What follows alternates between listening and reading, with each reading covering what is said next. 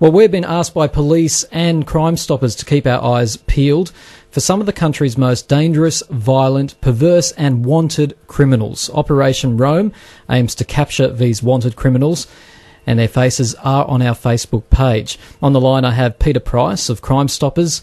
G'day, Peter. Good evening, Tim. Now, Peter, this is a bit of a warning to us here on the Mid-North Coast, because a lot of these dangerous criminals, these wanted men and women, apparently they do often choose communities outside of cities in which to live, and they can be very good, apparently, at immersing themselves in smaller communities, places like Port Macquarie, Kempsey, Taree and all the other smaller towns here on the Mid-North Coast. That's correct, and you're spot on. And Operation Rome was given this name for that particular reason, because these people are literally roaming the streets and suburbs of our communities. Quite a few of them are from interstate, and they may have moved in to your neighbourhood. They might be living next door. They might be even in a caravan or resort park that you stay in. They may have just moved in there recently. And, you say hello to them and they seem pretty regular people, but they actually have quite a checkered history. And so this operation that we launched, we're looking for 17 people. We started out looking for 17 people. We're now looking for 14 because we captured 3 in the first 24 hours. Is that right? On the back of the promotion of Operation Rome, you caught 3 in the first 24 hours. Yeah, look, it's significant, and this is only because listeners like yours in the Macquarie area, basically, they looked in the newspaper, they looked on the website, they saw the people, they took notice, and people saw them and they reported to Crime Stoppers, and they can do that really easily. They can ring 1-800-333-000, or they can just send us a note off the website crimestoppers.com.au. Now we're going to go into the details of it being anonymous and the safety, I suppose, of people who do report information. But I want to, out of those 17 criminals that were targeted by Operation Rome, are there any links? Do you know of any links at all that these felons may have with our region here on the Mid-North Coast? Look, these people normally basically they traverse the terrain. They're everywhere. They move around a lot, which is basically how they survive, because they aren't like you and I or some of your listeners, where we basically have fixed abodes, and we have credit cards, and we have mail that comes every month, and we have electricity bills. They don't survive on that. They basically survive on cash transactions and doing odd jobs and stealing things and then basically selling them on the black market.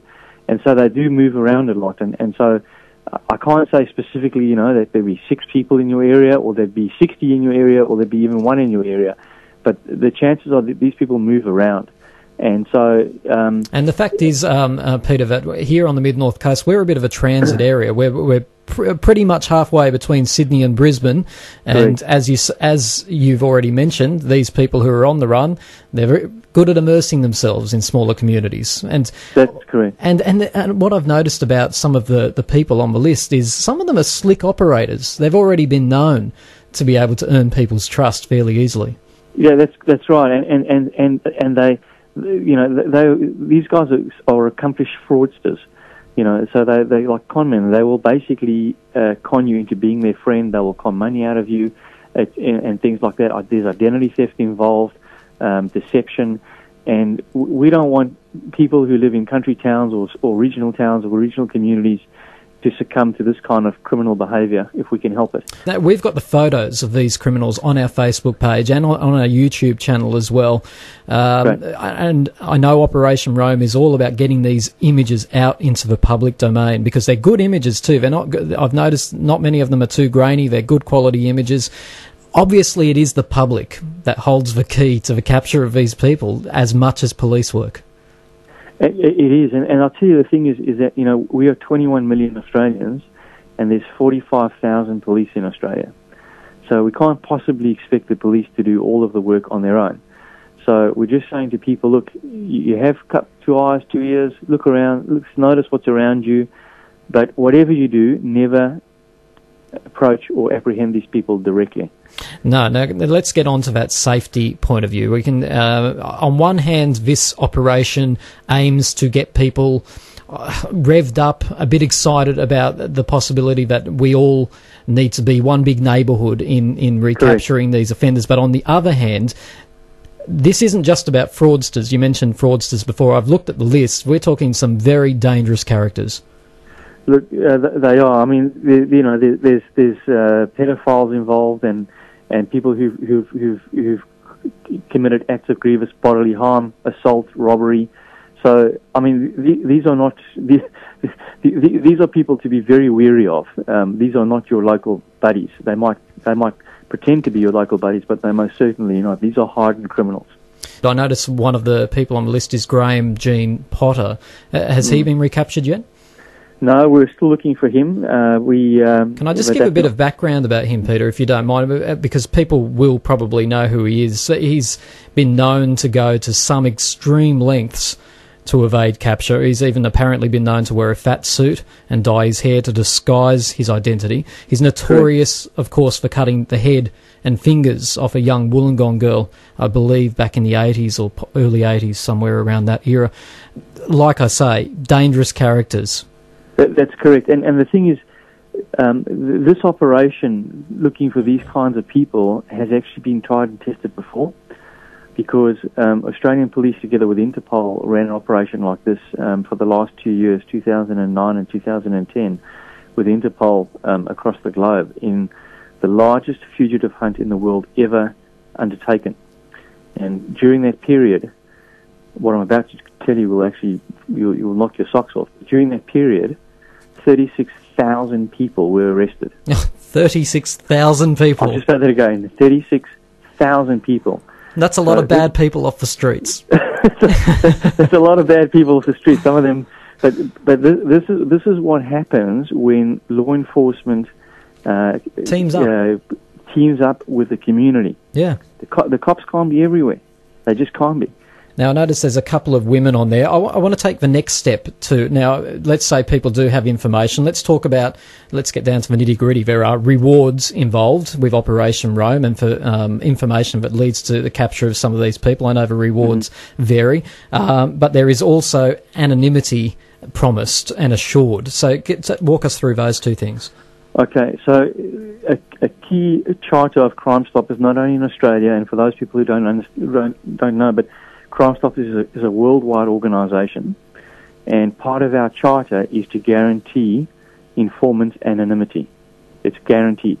Can people still collect the reward if they choose to remain anonymous?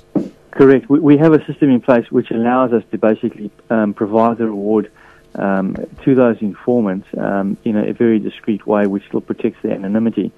And the rewards are based on a system that we've developed, which is a tiered system, and those rewards are paid based on the scale of the crime or the sensitivity of the crime, but they're based on the person being arrested. They're not based on the actual prosecution in the judicial system. So our objective with the police is to basically arrest people who've committed crimes, and if that information leads to a successful arrest, then we will pay a reward on that basis. Okay, so, and people on the mid-north coast here in New South Wales aren't driven by money anyway, Peter, so the rewards aren't the reasons why we'd be reporting people up here. We just like to do the right thing. That's the type of folk we are up in this part of the country. That's an interesting point, because, since the Twin Tower disaster in America in 2001, the number of rewards, or even requests for rewards for information on crime, has actually been in decline. Is that right?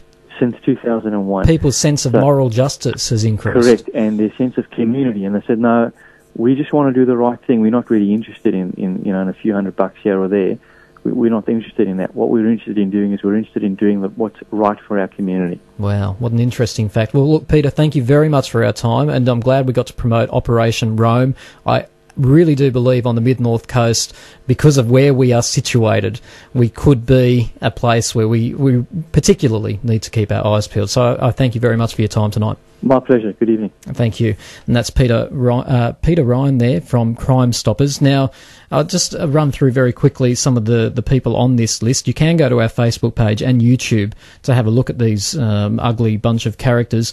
We're talking people who are wanted for drug importation, armed robbery, assault, murder, drug dealing, fraud, child sex offenders, hydroponic drug manufacture. A lot of drug convictions on here, and like I say, there are 17, but Peter just informed us there 3 have already been captured since this operation was launched very recently. Give us a call here on 6585 3456. You're listening to the Time to Talk program this Thursday evening.